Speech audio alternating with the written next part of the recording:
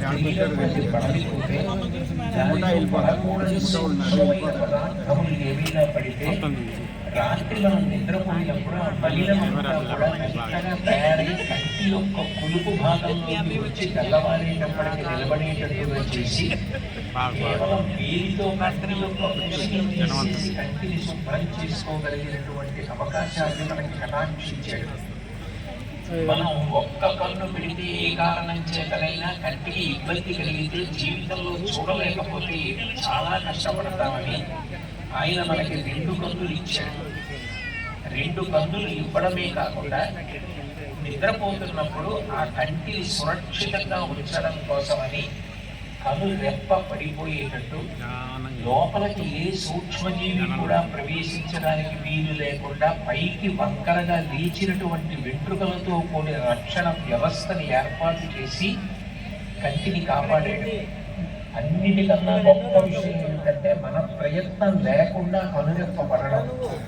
ఎప్పుడెప్పుడు వాతావరణంలో ఉన్న వేడికి కనుగుడ్డు ఇబ్బంది పడుతుందో, చూడడానికి క్లేశం కలుగుతుందని అనుకుంటామో అప్పుడప్పుడు మన ప్రయత్నం అక్కర్లేకుండానే కను రెప్ప పడుతుంది. అట్లా రెప్ప పడిన కారణం చేత కనుగుడ్డుకి విశ్రాంతి కలుగుతుంది.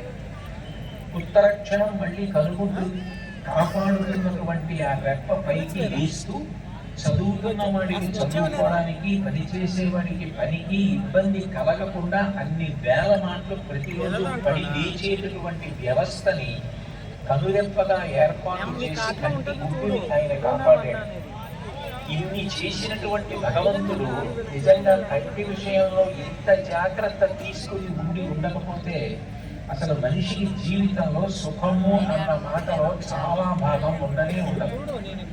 అంత గొప్పగా కన్నించి రాత్రి వేళ మళ్ళీ కంటికి కలిగినటువంటి బడలిక తీసేసి మనం చూడడానికి అవకాశం ఇచ్చినటువంటి భగవంతుడికి కృతజ్ఞత చెప్పడానికి ప్రతిరోజు పూజలు దీపాన్ని వెలిగిస్తాం.